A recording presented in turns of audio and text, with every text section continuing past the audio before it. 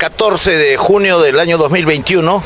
siendo las 12:15 del mediodía, hemos entregado el documento a la Superintendenta Nacional de Migraciones y también al Ministro del Interior, José Hélice Navarro, solicitándole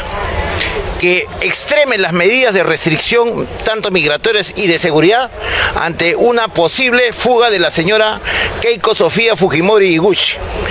Esto la basamos en lo siguiente: la OMPE y el Jurado Nacional de Elecciones han permitido postular a esta señora bajo la figura, es una figura delictiva, de candidata a la presidencia de la República. En segundo lugar, los congresistas de la República pretenden en una inconstitucional cuarta legislatura permitir ciertas facilidades a través de una llamada reforma judicial, beneficiándole en sus procesos judiciales. Tercero, la señora viene victimizándose para ampararse en la posibilidad de un asilo político. Y a todo el mundo, cuarto lugar, les consta que a través de las redes sociales se han difundido boletos aéreos ante la posible salida de esta señora. Hay un antecedente que esta señora quiso salir a un foro político en Ecuador, invitada por Mario Vargas Llosa, se le denegó el hecho. Entonces, en aras de la justicia y un desarrollo normal del proceso y la probable obstrucción de la justicia, es que hemos solicitado que se extremen estas medidas de control.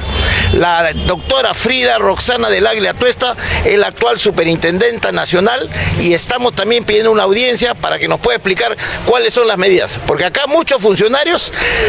te dicen que se cierre la frontera, pero sin embargo hemos tenido lamentables casos como el del señor Inostroza, los Cuello Blanco, Alejandro Toledo, en fin, es una serie de gente que fuga del país y que lamentablemente no se ponen los cotos del caso en el momento oportuno. Lo estamos haciendo antes de que el 21 de junio, este lunes, porque ella tiene que asistir bajo procedimiento a la cuarta sala de audiencias, del cuarto juzgado, perdón, en la avenida Tacna 734, porque tiene el caso de lavado de activos donde ella tiene que responder. Por eso, cuando digo que es una figura delictiva, se han parado bajo la forma de candidata a la presidencia de la República, porque su objetivo era evadir la justicia una posible sentencia. Usted sabe que mientras está en el encargo de presidente de la República, tiene 5 años de inmunidad, y eso lo saben acá un amigo dirigente como Gerardo de Salud, que mucha gente se judicializa el tema, en este caso lo ha politizado para evadir a la justicia. Por otro lado, el señor Corbeto, a raíz de nuestra iniciativa, fue citado al Congreso de la República,